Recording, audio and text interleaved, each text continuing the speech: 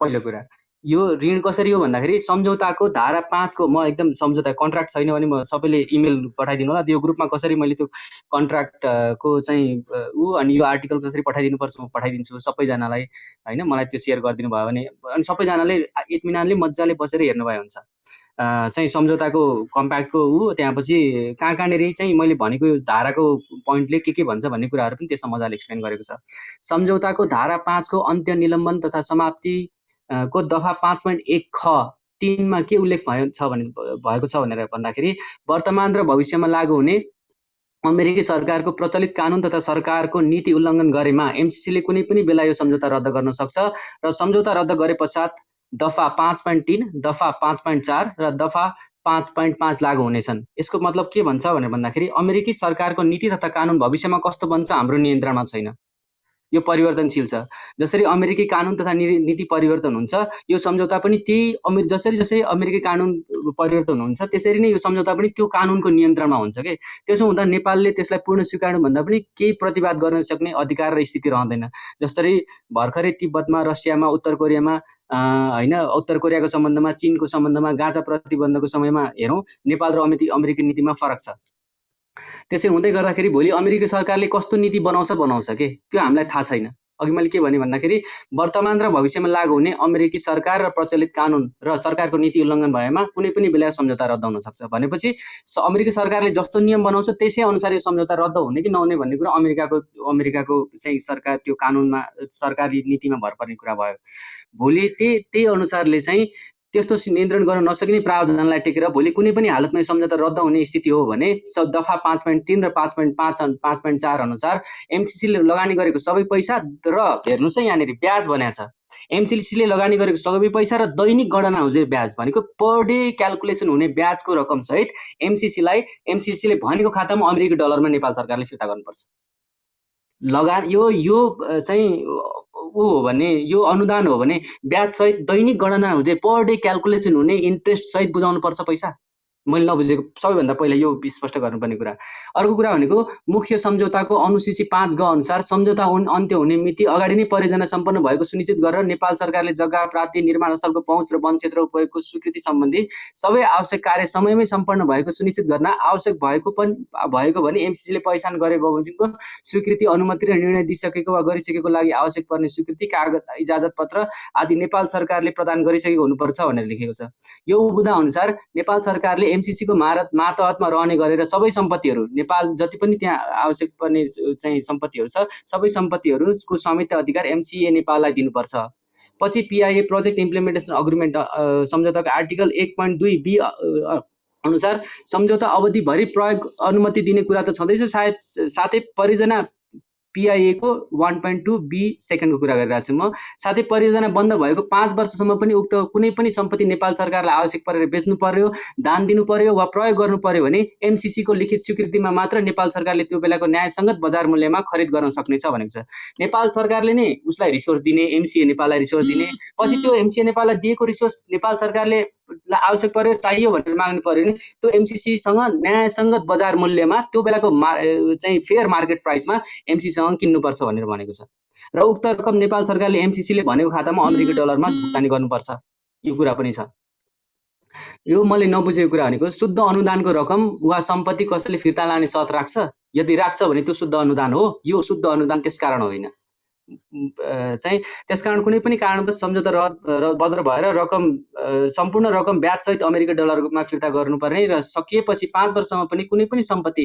नेपाल सरकारलाई चाहिँ एमसीसीसँग उसको लिखित स्वीकृतिमा त्यो बेलाको वर्तमान बजार मूल्यमा खरिद गर्नुपर्ने भएपछि नेपाल सरकारले यो चाहिँ ऋण हो कि अनुदान हो यो त इन्भेस्टमेन्ट हो it is not a loan this is American investment here in Nepal we have to be very much clear about this अनि अर्को भनेको चाहिँ अघि चाहिँ सम्झौताको अमेरिकी नीति तथा कानुनलाई नेपालको संविधान तथा नीति तथा कानुन भन्दा बढी आधिकारिक मानिएको छ भन्ने कुरामा चाहिँ यो कुरा अघि साथीहरूले पनि गरिहाल्नु कुन बुँदामा छ भन्ने कुरा चाहिँ म थोरै यसमा राख्न चाहे सम्झौताको दफा 6.8 मा एमसीसी को हैसियत अनुसार एमसीसी वा अमेरिकी सरकारका विगत वर्तमान र भविष्यमा हुने कुनै पनि कर्मचारीका कारण कुनै पनि द्वन्द्व भयो हानि नोक्सानी भयो चोटपटक वा मृत्यु भयो भने नेपालको सरकार वा नेपालको कुनै पनि न्याय प्रणालीमा त्यसको दाबी मुद्दा गर्न पाइने छैन जे जुन सुकै प्रकारको अपराध गरे पनि सम्पूर्ण एमसीसी अमेरिकी सरकार र त्यसको कर्मचारीले नेपालका कुनै पनि अदालत न्यायाधिकरण क्षेत्राधिकारबाट मुक्त हुनेछन्। नेपाली भूमिमा काम गर्नु छ अनि त्यो नेपाली भूमिमा काम गरेको त हो नि,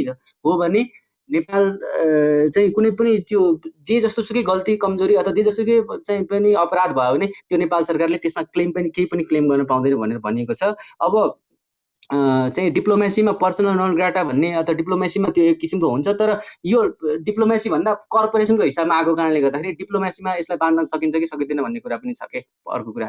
अनि अर्को भनेको चाहिँ सम्झौताको 7.1 मा आन्तरिक शर्तमा प्रस्तुत सम्झौता लागू भए पश्चात प्रस्तुत सम्झौता र नेपालको राष्ट्रिय कानुन बाजिएमा प्रस्तुत सम्झौता र नेपालको राष्ट्रिय कानुन बाजिएमा, राष्ट्रिय कानुन भनेको के हो भन्ने कुराको चाहिँ अब यहाँ डिफ्रेन्ट अर्थ लगाउन खोजे साथीहरूले। कसैले राष्ट्रिय कानुन भनेको चाहिँ संविधान पनि भने, कसैले राष्ट्रिय कानुन भनेको चाहिँ होइन ऐनहरू मात्रै पनि भनेर भने, तर राष्ट्रिय कानुन मेरो अर्थमा चाहिँ संविधान पनि हो। नेपालको राष्ट्रिय कानुन बाजिएमा प्रस्तुत सम्झौता लागू हुनेछ भन्ने पक्षहरूको बुझाइ छ भनेर लेखिएको छ।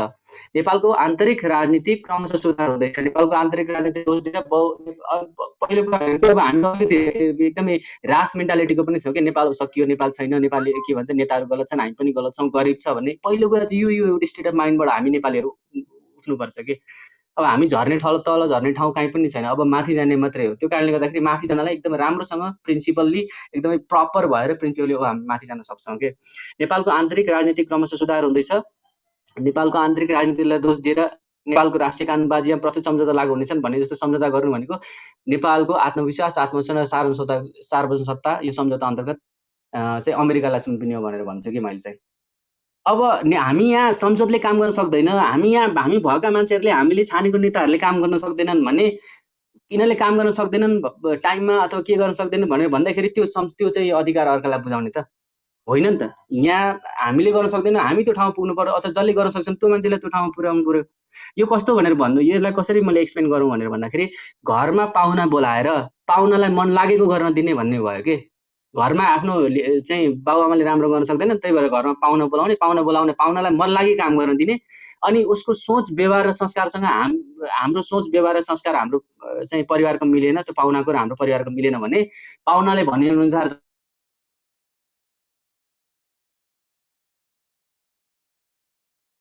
प्राविधिक सहयोग अन्तर्गतको परियोजनासँग हुन्छ। एमसिए नेपाल देखाउने दाँत मात्रै हो, माफ गर्नुहोला, एमसिए नेपाल देखाउने दाँत मात्रै हो। नेपाल सरकारको एमसिए नेपालमा कुनै पनि प्रत्यक्ष चाहिँ निगरानी र कन्ट्रोल रहँदैन। एमसिसी अमेरिकाले एमसिए नेपाललाई कुनै पनि कानुन, कुनै पनि चाहिँ कार्ययोजना, कुनै पनि शैली चाहिँ डिरेक्टली इन्स्ट्रक्ट गर्न सक्छ र नेपाल सरकारको त्यसमा कुनै पनि हस्तक्षेप हुँदैन। एमसिए नेपालमा राखिएका नेपालका जुन कर्मचारीहरू छन् त्यो कर्मचारी भनेको कर्मचारी र चाहिँ पब्लिक सेक्टरका मान्छेहरू छान्ने भनेर भनेको छ, त्यो भनेको देखाउने दाँत मात्रै हो। त्यो कारणले गर्दाखेरि यो परियोजनाको सुरक्षा गर्ने नाममा एमसिसीले आवश्यकता अनुसार जस्तोसुकै स्तरको अमेरिकी सुरक्षाकर्मी प्रयोग गर्न पाउनेछ। त्यो अमेरिकी पुलिस पनि हुनसक्छ, त्यो अमेरिकी आर्मी पनि हुनसक्छ, त्यो अमेरिकी मर्सिनरिज पनि हुनसक्छ। प्रवर्तन र सुरक्षा गर्नलाई चाहिँ एमसिए नेपाल र एमसिसीले अधिकार हुन्छ भनेर मुख्य सम्झौताको अनुसूची 3 को दफा 2 ख मा लेखिएको छ। तर सम्झौता लागू भए पश्चात नेपाल सरकारले यसमा पछि प्रतिवाद गर्न पाउने छैन भन्ने कुरा त छँदैछ। साथै यसका लागि अनुसूची 1 ख र 1 ग अन्तर्गत एमसिए नेपालले पूर्ण स्वायत्त हिसाबमा कुनै पनि पक्षको समर्थन वा स्वीकृति बिना नै आफ्नो नाममा सम्झौता गर्न सक्ने, मुद्दा मामिलान गर्न सक्ने अधिकार दिएको छ। ल यसैलाई आधार मानेर उसले नेपाल सरकार वा कुनै पनि निकायलाई नसोधिकन अन्य कुराको सुरक्षाको लागि र अन्य कुनै पनि कुराको लागि अन्य कुनै पनि निकायसँग सम्झौता गर्न सक्छ। जस्तो अब सोफा भन्ने एग्रिमेन्ट चाहिँ छ हैन, चाहिँ कतिवटा देशसँग गरेको छ अमेरिकाले। त्यस्तै गरी यसले के अधिकार दिन्छ भने अनुसूची 1 को ख 1 ग अन्तर्गत एमसिए नेपालले पूर्ण स्वायत्त हिसाबमा कुनै पनि पक्षको समर्थन वा स्वीकृति बिना नै आफ्नो नाममा सम्झौता गर्न सक्ने, मुद्दा मामिलान गर्न सक्ने अधिकार छ भनेको नेपाल सरकारको पनि उसले चाहिँ अथोरिटी लिनु पर्दैन कुनै पनि सम्झौता गर्न चाह्यो भने एमसिए नेपालले। र एमसिए नेपालले पुरै इन्स्ट्रक्सन चाहिँ एमसिसीबाट पाउँछ, नेपाल सरकारबाट पाउँदैन हैन। यो मुद्दाको समाधानको लागि यही दफामा मैले अहिले सोलुसनको पनि कुरा गर्छु कि कतिवटा पोइन्टहरु चाहिँ स्पष्ट कुरामा लेखिनुपर्छ र किन त्यो लेखिनुपर्छ भन्ने कुरा पनि गर्छु। अनि अर्को भनेको चाहिँ नेपालको लेखा परीक्षण गर्ने अधिकारको बारेमा कुरा गरेको छ। नेपाल लेखा परीक्षण को मुख्य सम्झौताको दफा 3.8 मा कमा नेपाल सरकारले एमसीसी वित्तीय व्यवस्थाको सेप्टेम्बर वा मार्च 30 भित्र लेखा परीक्षण गराउनु पर्ने भनिएको छ। यसका अतिरिक्त एमसीसी को अनुरोधमा सरकारले उक्त लेखा परीक्षण एमसीसी ले नियुक्त गरेको वा महानिरीक्षक एमसीसी का महानिरीक्षकले स्वीकृति गरेको स्थानीय लेखा परीक्षकहरूको सूचीमा सूचीकृत स्वतन्त्र लेखा परीक्षक वा महानिरीक्षक एमसीसी ले जारी गर्ने अथवा एमसीसी ले जारी समय समयमा जारी गर्ने संशोधन गर्ने एमसीसी को मिलेनियम च्यालेन्ज कर्पोरेसनको उत्तरदायित्व निकायहरूले वित्तीय लेखा परीक्षण सम्झौता चाहिँ गर्न सक्नेछन् भनेर भनिएको छ। यसमा चाहिँ के भन्छ मैले भनेर भन्दाखेरि लेखा परीक्षण निर्देशिका बमोजिम संयुक्त राज्य अवस्थित मान्यता प्राप्त सार्वजनिक लेखाङ्कन गर्ने फर्मबाट भएको सुनिश्चितता गर्नेछ भनेर भनिएको छ कि यसको सिधै मिनिङ के हुन्छ भनेर भन्दाखेरि एमसीसी को अप्रुभल लिनै पर्छ के। नेपाल सरकारले पनि त्यसको लेखा परीक्षण गराउन चाह्यो भने एमसीसी ले रिटर्न अप्रुभल नदिकन त्यो नेपाल सरकारले चाहिँ लेखा परीक्षण गर्न सक्दैन। यसको मतलब भनेको चाहिँ जस्तो कि अरु कुनै पनि एजेन्सीजहरुमा सरकारले डाइरेक्टली गरेर केही चित्त बुझ्ने राम्रो लागेन भने डाइरेक्टली गरेर चाहिँ अडिट गर्न सक्छ के। एकदम त्यो चाहिँ उ गरेर चाहिँ अडिट गर्न सक्छ, छड्के हानेर अडिट गर्न सक्छ। तर यहाँनेरि एमसीसी को प्रत्यक्ष स्वीकृति चाहिन्छ अनि मात्रै चाहिँ लेखा परीक्षण गर्न सकिन्छ भनेर भनिएको छ। त्यो कारणले गर्दाखेरि लेखा परीक्षण गर्ने अधिकार चाहिँ सिधै छड्के जसरी हान्छ त्यसैगरी नेपाल सरकारले गरेर लेखा परीक्षणको लागि चाहिँ ट्रायल गरेर चेक गर्न सक्ने हुनुपर्छ भन्ने कुरा हो। उसको लागि अमेरिकी सरकारको अथवा एमसीसी नेपालको अनुमति लिनु नपर्दाखेरि चाहिँ त्यसको एउटा चाहिँ लेखा परीक्षणको जुन एउटा लेखा चाहिँ अधिकार छ नेपाल सरकारको त्यो चाहिँ सुनिश्चित हुन्थ्यो भन्ने कुरा हो। चाहेको बेलामा एमसीसी ले अप्रुभ गरेको वा एमसीसी ले अप्रुभ नगरेको कुनै पनि लेखा परीक्षकबाट नेपाल सरकारले चाहिँ गराउन पाउनुपर्छ। बौद्धिक सम्पत्तिको बारेमा कुरा गरौँ मैले। बौद्धिक सम्पत्ति चाहिँ दफा 3.2 मा छ चमा प्रमुख सम्झौताको। आफ्नो तर्फबाट एमसीसी लाई बौद्धिक सम्पत्तिको कुनै पनि अंश वा अंशहरू हाल ज्ञात भएको वा त्यसपश्चात विकसित हुने त्यसपश्चात के भन्छ एमसीसी ले बौद्धिक सम्पत्तिको कुनै पनि अंश र अंशहरू हाल ज्ञात भएको वा त्यसपश्चात विकसित हुने एमसीसी ले उपयुक्त देखेको कुनै पनि माध्यममा जुनसुकै प्रयोजन उत्पादन पुनः प्रकाशन परिवर्तन प्रयोग सञ्चय रूपान्तरण वा उपलब्ध गराउन समेत अधिकारका लागि अविच्छिन्न अपरिवर्तनीय रोयल्टी सहित विश्वव्यापी रूपमा पूर्ण भुक्तान गरिएको हस्तान्तरण गर्न सक्ने अधिकार र प्रयोग गर्न गरेको हुन सक्ने अनुमति प्रदान गर्न लेखेको छ भनेर भन्छ। यसको मतलब के भन्दाखेरि यसको अर्थ के हो भन्दा नेपाल सरकारले परियोजनासँग सम्बन्धित सम्पूर्ण बौद्धिक सम्पत्ति एमसीसी लाई प्रदान गर्नेछ भन्ने हो के।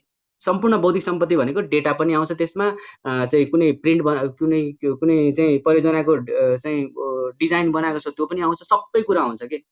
सबैभन्दा प्राइमरी कुरा भनेको चाहिँ संसारमा अहिले यत्रो $1 बिलियन कम्पनीहरू बनाएका छन्, चाहिँ यत्रो चाहिँ बिलियन डलर कम्पनीहरू बनाएका छन्। सबैको प्राइमरी सोर्स अफ इन्कम भनेको इन्टेलेक्चुअल प्रपर्टी भनेर भन्छ कि। हामीले देख्छौँ गुगल, माइक्रोसफ्ट होइन, फेसबुक यो चाहिँ अमेरिकन कम्पनी हो भनेर, तर होइन, यो अमेरिकन कम्पनीहरू होइन। यिनीहरू अमेरिकामा अपरेट गर्छन्, तर यो अमेरिकामा अपरेट गर्ने कम्पनी यो इन्टेलेक्चुअल प्रपर्टी ओन गर्ने कम्पनीहरू चाहिँ कुनै कम्पनी बीबीआईमा छन्, ब्रिटिस भर्जिन आइल्यान्डमा, कुनै सिसेल्समा छन् अथवा यस्तै कुनै अर्को ट्याक्स हेभन कन्ट्रिजमा छन् के। वास्तवमा काम चाहिँ अमेरिकामा हुन्छ, तर अमेरिकामा कमाइ हुन्छ, तर त्यो कमाइ भएको सबै पैसा चाहिँ रोयल्टीको नाममा ब्रिटिस भर्जिन आइल्यान्डमा भएको, सिसेल्समा भएको फेसबुकले, गुगलले चाहिँ माइक्रोसफ्टले त्यहाँ लिएर जान्छ के। अनि त्यहाँबाट त्यो पैसा फेरि अमेरिकामा रिप्याट्रिएट गर्छ के। भनेपछि आज संसारमा सबैभन्दा महत्त्वपूर्ण कुरा भनेको कुनै पनि कम्पनी कुनै पनि बिजनेस अडिएकै त्यो इन्टेलेक्चुअल प्रपर्टीमा छ। र त्यो इन्टेलेक्चुअल प्रपर्टीको यो परियोजनाबाट निस्किने सबै इन्टेलेक्चुअल प्रपर्टीहरू चाहिँ will have to surrender it to चाहिँ युएस अथवा एमसीसी लाई भनेर भनेको छ। त्यो कारणले गर्दाखेरि अर्को कुरा अघि मैले भने एमसीए नेपालको गठन र सञ्चालन र अधिकारको बारेमा म थोरै कुरा गर्छु। सरकारले मन्त्री परिषद एमसीसी नेपालको गठन आदेश पारित गरी सो आदेश नेपाल राजपत्रमा प्रकाशन गरी एमसीए नेपाललाई एक विकास समितिको रूपमा स्थापना गर्नेछ। विकास समितिहरू स्वतन्त्र निकाय हुन् र नेपालमा सामान्यतया यस्ता समिति विभिन्न किसिमका परियोजना, विदेशी अनुदान र ऋणमा आधारित समेतका लागि गठन गरिनेछ। एमसीए नेपाललाई निर्णय गर्ने पूर्ण स्वायत्तता हुनेछ, जस्तै अन्य कुनै पक्षको समर्थन र स्वीकृति बिना निर्णय गर्न सकिन्छ भनेर भनिएको छ कि। यो विकास समिति नेपाल सरकारको प्रत्यक्ष मातहतमा हुँदैन, तर घुमाउरो पारामा यो एमसीसी को मातहतमा हुन्छ। अघि मैले भने नि एमसीए नेपाल पपेट एजेन्सी जस्तो मात्रै देखिन्छ भनेर। यो विकास समिति भएको कारणले गर्दाखेरि यो नेपाल सरकारको प्रत्यक्ष मातहतमा हुँदैन। तर घुमाउरो पारामा एमसीसी को मातहतमा हुन्छ, किनकि एमसीए नेपालले सबै खाले जति जुनसुकै खालको निर्णयहरू पनि एमसीसी नेपालको एमसीसी को प्रत्यक्ष निर्देशनमा मान्नुपर्ने हुन्छ। साथै त्यसको सम्पूर्ण व्यवस्थापन समिति म्यानेजमेन्ट कमिटी, एमसीए नेपाल चाहिँ बोर्ड मात्रै भयो, तर एमसीए नेपाल अन्तर्गत रहने जुन एमसीए नेपालको तल भनेर भनेको जुन म्यानेजमेन्ट कमिटी हुन्छ, त्यो म्यानेजमेन्ट कमिटीमा एमसीसी को नो अब्जेक्सन पूर्ण आवश्यक हुने हुन्छ के। त्यो म्यानेजमेन्ट कमिटीमा काम गर्नको लागि एमसीसीले छानेको मान्छेहरू मात्रै त्यो म्यानेजमेन्ट कमिटीमा बस्न पाउँछन् र त्यो यसो हिसाबले हेर्दाखेरि त्यो सिधै एमसीसीले नियुक्त गर्ने हुन्छ। खासमा परियोजनाको सम्पूर्ण काम व्यवस्थापन समितिले गर्ने हो। एमसीए नेपालको बोर्ड त देखाउने दाँत मात्रै हो, खाने दाँत त एमसीए म्यानेजमेन्ट टिम हो के। सो बोर्ड चाहिँ नेपालमा नेपाल सरकारको कर्मचारीहरू छन्, नेपाल सरकारको सचिवहरू छन्, त्यसपछि स्वतन्त्र निकायका मान्छेहरू छन् भनेर चाहिँ देखाउनलाई चाहिँ बोर्ड देखायो, हात्तीको देखाउने दाँत जस्तो भएर, तर चबाउने दाँत चाहिँ म्यानेजमेन्ट कमिटी हुन्छ के। र त्यो म्यानेजमेन्ट कमिटीको हरेक मान्छे चाहिँ एमसीसीले छान्ने हो, यसरी बुझौँ। यसले बोर्डमा सरकारको प्रतिनिधित्व गर्ने भनिएको छ, तर सम्पूर्ण निर्देशनमा एमसीसी को निर्णय मान्नुपर्ने हुन्छ। सम्झौताको अधिकांश ठाउँमा एमसीसी को चित्त बुझ्ने गरी भनेर बुझ्ने गरी कार्य सम्पादन गर्नुपर्छ भनेर लेखिएको छ। मैले समय लिए अलिकति लामो लाग्छ भनेर भनेको थिएँ, प्लिज अलिकति धैर्य गरिदिनु, सकिन लाग्यो। बिजुली बेचेर धनी बन्ने विषयमा अब यो अलिकति फरक एङ्गलबाट कुरा गरेँ मैले। अहिलेसम्म चाहिँ हामी बिजुली बेच्नैपर्छ भन्ने खालको चाहिँ बहसमा गरिरहेको थियौँ, तर बिजुली बेचेर धनी बन्ने विषयमा के भन्छ भनेर भन्दाखेरि नेपालले बिजुली बेचेर धनी हुने होइन, नेपालले बिजुली खपत गरेर धनी हुने हो है। अब बिजुली खपत गर्नलाई कस्तो खालको पोलिटिकल सिस्टम, कस्तो खालको चाहिँ इन्डस्ट्रियल सिस्टम, कस्तो खालको चाहिँ त्यो प्लेसमा हुनुपर्छ भन्ने कुरा त्यो अर्को सेकेन्डरी कुरा छ। तर के भन्छु मैले भनेर भन्दाखेरि नेपालको आजको दिनमा प्रति व्यक्ति बिजुली खपत 245 युनिट छ। प्रति व्यक्ति बिजुली खपत 245 युनिट छ। भारतको 1100 युनिट छ। यो पर इयरको कुरा गरिरहेका छौँ हामी। सिङ्गापुरको प्रति व्यक्ति खपत युनिट 10,000 छ। हामी पनि सिङ्गापुर जस्तै विकसित हुने सपना देख्ने हो भने हामीलाई नै 50,000 मेगावाट चाहिन्छ के। हामीलाई नै 50,000 मेगावाट चाहिन्छ। हामीले पनि सिङ्गापुर जस्तै विकसित हुने सपना देख्ने हो भने। जबकि नेपालले आर्थिक तथा व्यावहारिक रूपमा निकाल्न सक्ने बिजुली 43,000 मेगावाट मात्रै हो, जुन हामीलाई नै अपुग हुन्छ के। सिङ्गापुरमा प्रति व्यक्ति बिजुली खपत 10,000 पर युनिट छ। 10,000 पर युनिट, 10,000 युनिट पर पर्सन, अनि हाम्रोमा चाहिँ 245 युनिट पर पर्सन छ। त्यो कारणले गर्दाखेरि नेपाल विद्युत प्राधिकरण, अनि अर्को कुरा भनेको चाहिँ नेपाल विद्युत प्राधिकरणको 400 केभीए प्रसारण लाइनको तागत प्रति किलोमिटर 400। अर्को कुरा भनेको चाहिँ नेपाल विद्युत प्राधिकरणले 400 केभीए प्रसारण लाइनको लागत प्रति किलोमिटर 4 देखि 5 करोड मात्रै छ। 4 देखि 5 करोड मात्रै छ, तर एमसीसी परियोजनाको प्रति किलोमिटर लागत 20 करोड छ के। ल अब यो हेर्नुहोस् अर्को कुरा। हुन त अब क्वालिटीको कुरा गर्ने होला, क्वालिटी त्यो प्रसारण लाइन कस्तो बनाउने, कस्तो के नबनाउने भन्ने कुरा गर्ला। नेपाल विद्युत प्राधिकरणले त्यही 400 केभीए को प्रसारण लाइनको लागत प्रति किलोमिटर 4 देखि 5 करोड मात्रै छ, तर एमसीसी परियोजना अन्तर्गत रहेको जुन हामीले यहाँ देखाइराखेको छ त्यसको प्रति किलोमिटर लागत 20 करोड छ भनेपछि यहाँ 15 करोडको घोप्ला कसरी हुन सक्छ? 15 करोडको घोप्लाको रेस्पोन्सिबिलिटी कसले लिने? अर्को कुरा, नेपाल मैले भनिहालेँ, नेपाल बिजुली बेचेर धनी बन्ने होइन, नेपाल बिजुली खपत गरेर धनी बन्ने हो। तर प्रसारण लाइन नै बनाउनु छ भने अन्तर्देशीय प्रसारण लाइन बनाउनु, भारतलाई बेच्नलाई गोरखपुर चाहिँ लाइन बनाउनु जरुरी छैन। नेपालमै चाहिँ प्रसारण लाइन बनाउनै नै पर्ने भने चाहिँ मेचीदेखि महाकालीको प्रसारण लाइन बनाए हुन्छ। 3टा लाइनमा, एउटा तराईको 3टा लाइन, बिचको लाइनमा बनाएर तराई र हिमाल जोड्ने गरेर पहाडबाट त्यो प्रसारण लाइन बनाए हुन्छ। अझै पनि मैले कतिवटा ठाउँमा देखाएको छु, जस्तो चाहिँ सुदूरपश्चिमको कतिवटा एकदमै राम्रो 300 मेगावाट 400 मेगावाटको परियोजनाहरू राष्ट्रिय प्रसारण लाइनमा ग्रिडमा कनेक्ट हुन नसकेर पिपिए सम्झौता गर्न सकिरहेछन्। भएको सम्झौता पनि कार्यान्वयन गर्न सकिरहेछन्, किनभने तिनीहरूले बिजुली बेच्न त नेसनल ग्रिडमा कनेक्ट हुनुपर्छ नि त। रोल्पाको रुकुमको ठ्याक्कै मैले अहिले त्यो बिर्से कुन चाहिँ परियोजना भनेर, होइन, ऋणको पासो हो। त्यो कारणले गर्दाखेरि चाहिँ यो ऋणको जुन कुराहरू छ त्यसलाई हटाएर मात्रै चाहिँ हामीले गर्न सक्नुपर्छ। अघि एकपल्ट एकजना साथीले भन्दै हुनुहुन्थ्यो श्रीलङ्काकोमा श्रीलङ्काको विषयको कुरा गरिराख्नु भएको थियो, मदागास्करमा रोकिएको विषयको कुरा गरिराख्नु भएको थियो। म त्यसमा थोरै चाहिँ कुरा जोड्न चाहेँ। फेरि श्रीलङ्का सरकारले श्रीलङ्का सरकारमा पनि एमसीसीको ठुलो विवाद भएको थियो कि श्रीलङ्काले फाइनली त्यो एमसीसीलाई रिजेक्ट गर्यो। एमसीसीको जुन उसले रिजेक्ट गर्नुपर्ने कारण र त्यसको ब्याकग्राउन्ड म थोरै भन्छु। श्रीलङ्का सरकारले गठन गरेको 4 सदस्यीय विज्ञहरूको प्रतिवेदन अनुसार श्रीलङ्का सरकारले एमसीसी सम्झौता खारेज गर्यो र खारेज गर्नुपर्ने कारणमा उसले एमसीसी सम्झौता श्रीलङ्काको आर्थिक, सामाजिक, राष्ट्रिय हितमा प्रतिकूल प्रभाव पार्ने भनेको छ। साथै एमसीसी र श्रीलङ्का सरकारबीच हुने कर्पोरेट सम्झौताले कार्यक्रम कार्यान्वयन सम्झौतासँगै स्थापना हुने प्रस्तावित कम्पनीको मसौदाको दफा तथा प्रावधानहरू श्रीलङ्काको संविधान र देशको आर्थिक तथा कानुनी प्रणाली र राष्ट्रिय उद्देश्यहरू, सार्वभौमिकता र राष्ट्रिय सुरक्षालाई नकारात्मक असर गर्ने भनिएको छ। जुन श्रीलङ्का सरकारले 4 वटा सदस्य विज्ञहरूको टोली बनाएको थियो, त्यो टोलीले दिएको रिपोर्ट हो। रिपोर्टको चाहिँ समरी हो यो। त्यसकारण त्यस्ता प्रतिकूल दफाहरूलाई उचित सुधार र संशोधन गर्नु अत्यावश्यक छ र त्यसको सम्बन्धित शर्त परियोजनाको प्रस्तावहरू जनताको राय लिन संसदमा अनुमोदन गर्न उपयुक्त हुनेछ भनियो। त्यसपछि अमेरिकन सरकारले संशोधन गर्न नसकिने भनेपछि श्रीलङ्का सरकारले त्यो परियोजना अस्वीकार गर्यो। यो संशोधन गर्नुपर्छ भनेर जुन कुरा उठिराखेको छ त्यही नै कुरा भनेको श्रीलङ्का सरकारको त्यो विज्ञहरूको कमिटीले पनि। तर अमेरिकाले के भन्यो, अस्ति चाहिँ युएसले चाहिँ यतापट्टि एम्बेसीले पनि के भन्यो, एम्बेसीले हो कि त्यहाँ उतापट्टि कसले पनि के भन्यो भन्दाखेरि अमेरिकन एजेन्सीले नै गभर्मेन्ट एजेन्सीले we cannot change a single line भनेर भन्यो। If they cannot change this single line we cannot accept this, चाहिँ यो हामीले एक्सेप्ट गर्न सक्दैनौँ। अनि मदागास्करमा के भनेको थियो भनेर भन्दाखेरि मदागास्करमा एमसीसी अन्तर्गत विद्युत प्रसारण लाइन परियोजनाले मदागास्करको कुल खेतीयोग्य जमिनको लगभग आधा जमिन 1.3 मिलियन हेक्टर विदेशी निजी कम्पनीलाई 79 वर्षको लागि सित्तैमा कृषि सामग्री निर्यात गर्न भाडामा दिने भनेपछि त्यहाँ राजनीतिक विद्रोह भयो।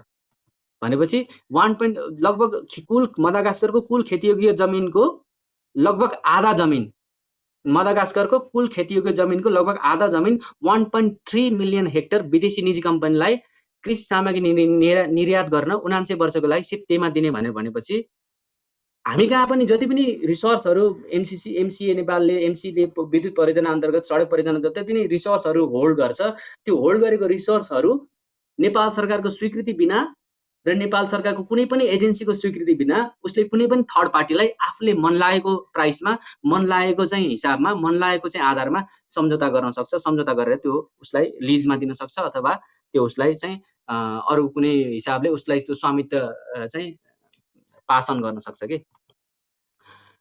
त्यसमा के भन्छ भनेर भन्दाखेरि जहाँ सम्पूर्ण परियोजनालाई आवश्यक पर्ने सम्पूर्ण जमिन क्षेत्र, वन क्षेत्र र आवश्यक अन्य स्रोतहरू एमसी नेपाललाई स्वामित्व दिइनेछ, त्यो नेपाल सरकारले फिर्ता लिने एमसीसीसँग फेरि खरिद गर्नुपर्छ। अघि मैले भने नि एमसीसीसँग कुनै पनि रहेको सम्पत्ति, विद्युत पोलको लाइन होस्, त्यहाँपछि अफिसको सामानहरू होस्, कुनै पनि सामानहरू खरिद चाहिँ नेपाल सरकारले आफ्नो पनि इन्भेस्टमेन्ट छ नि त त्यसमा, त्यो फिर्ता लिनु पर्यो भने चाहिँ फिर्ता लिनको लागि चाहिँ त्यहाँपछि एमसीसीसँग किन्नुपर्छ, किन्नलाई पनि पूर्व स्वीकृति लिनुपर्छ।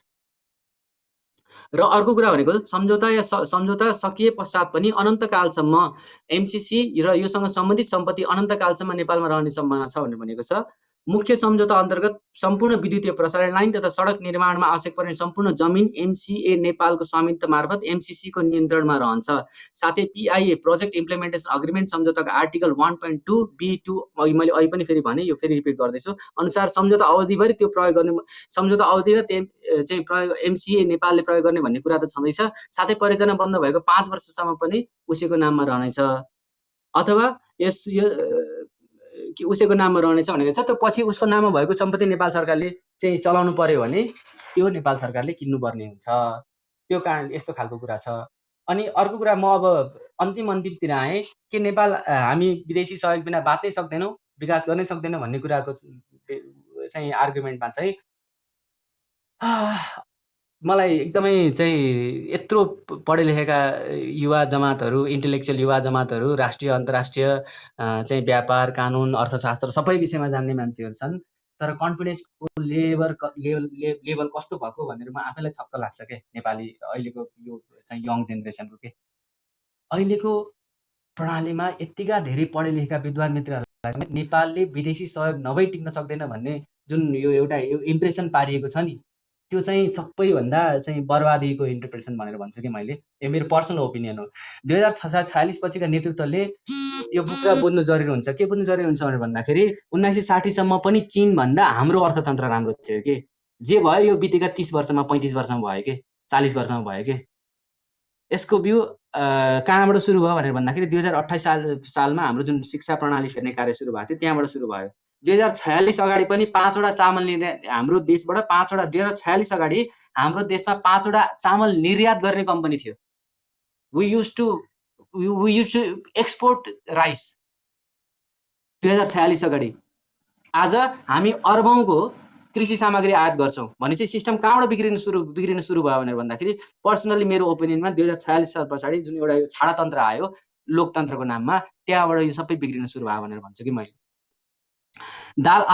आज दाल क्यानाडाबाट लिएर आउनुपर्छ र कृषिमा पूर्ण रूपमा आत्मनिर्भर देश वार्षिक अरबौँको तरकारी भारतबाट आयात गर्नुपर्छ, यस्तो कसरी भयो होइन? अब हामीले फर्केर हेर्ने बेला भएको छ कि we were that capable in how our whole economy faltered के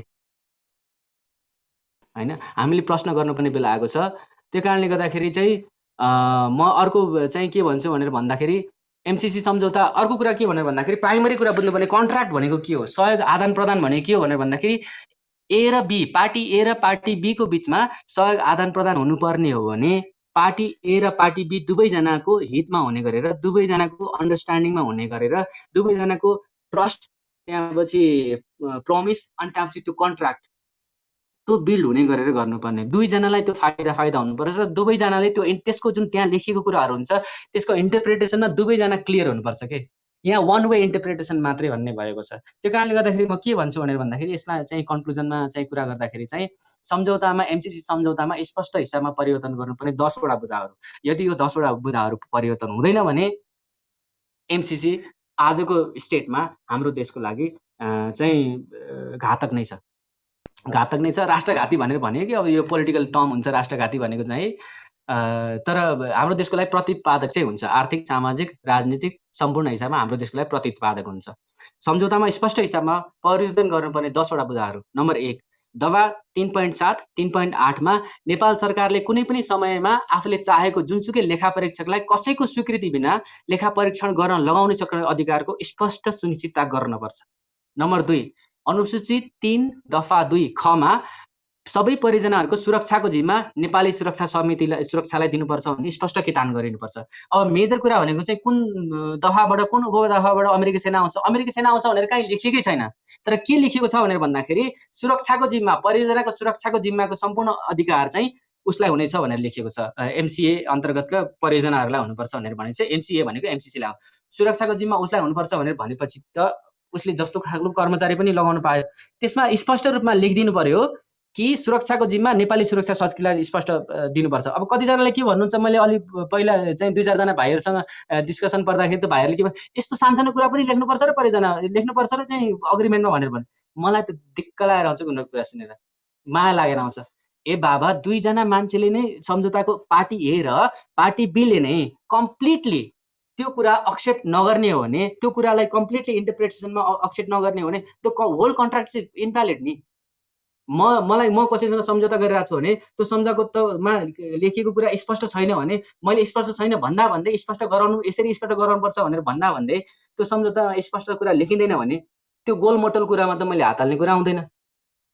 अमेरिकी सेना आउँछ भनेर लेखिएको छैन, तर सुरक्षाको जिम्मा चाहिँ नेपाली सुरक्षा शक्तिलाई दिनुपर्छ भनेर स्पष्ट हिसाबमा सम्झौतामा लेखिनुपर्छ। अर्को 3 नम्बरमा दफा 3.2 चमा सबै बौद्धिक सम्पत्तिमा नेपालको समान अधिकार र स्वामित्व हुनुपर्छ। म यो भन्दिनँ कि सबै चाहिँ नेपालको प्रतिलिपि कपिराइट चाहिँ त्यो इन्टेलेक्चुअल प्रपर्टी राइट्स चाहिँ सबै नेपालको हातमा मात्रै हुनुपर्छ भनेको होइन मैले।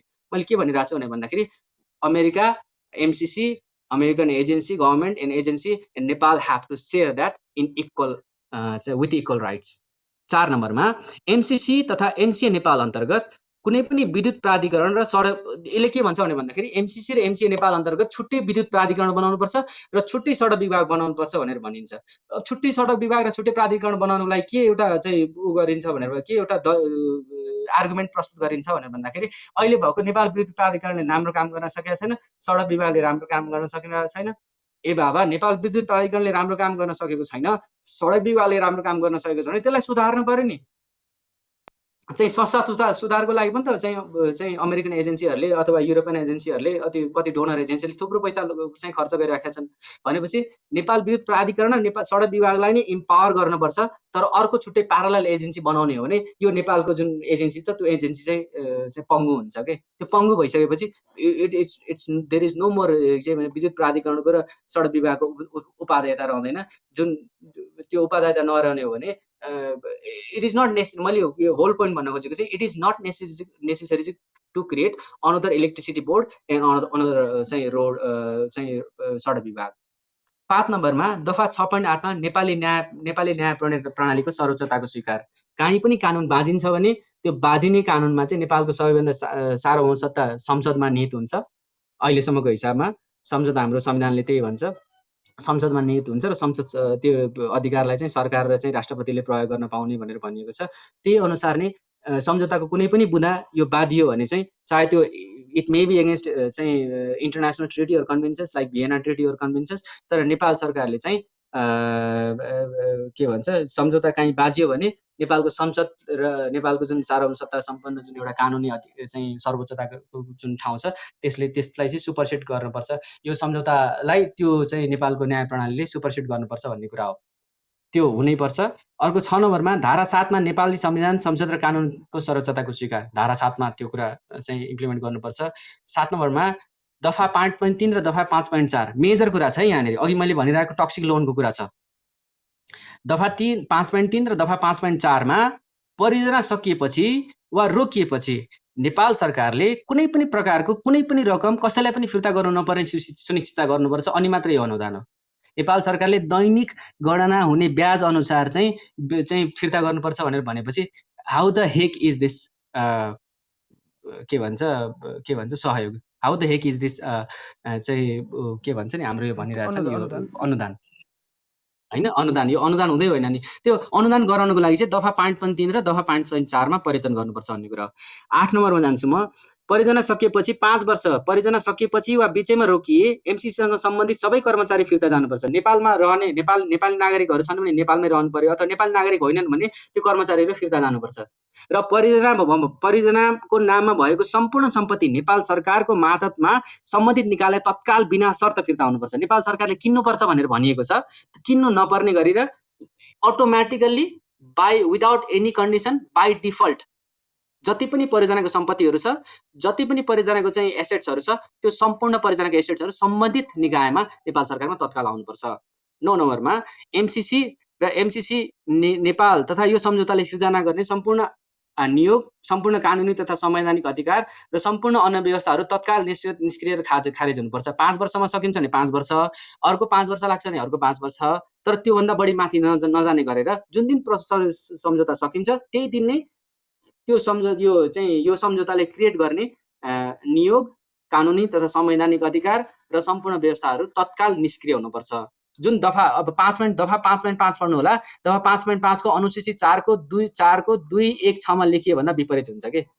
नोट गर्नु होला, यो संविधान चाहिँ फेरि हेर्न मन लाग्यो भने तपाईँहरूलाई। दफा 5.5 अनुसूची 4 दफा 5.5 तथा अनुसूची 4.2.1.6 मा लेखिएको भन्दा विपरीत हुन्छ। त्यसमा चाहिँ अनन्तकालसम्म त्यसको त्यो परियोजना सम्पूर्ण भएपछि पनि नियोग, कानुनी तथा संवैधानिक अधिकार अनन्तकालसम्म चाहिँ एमसीसी अन्तर्गत रहनेछ, एमसीसीसँग रहनेछ भनेर त्यहाँ चाहिँ लेखिएको छ। अर्को कुरा मैले अघि नै भनिहालेँ, यदि विद्युत प्रसारण लाइन नै बनाउनु पर्ने छ भने त्यो अन्तर्देशीय विद्युत प्रसारणको सट्टामा राष्ट्रिय विद्युत प्रसारण ग्रिडको विकास र सुधारको सुनिश्चित गर्नुपर्छ। पश्चिम चाहिँ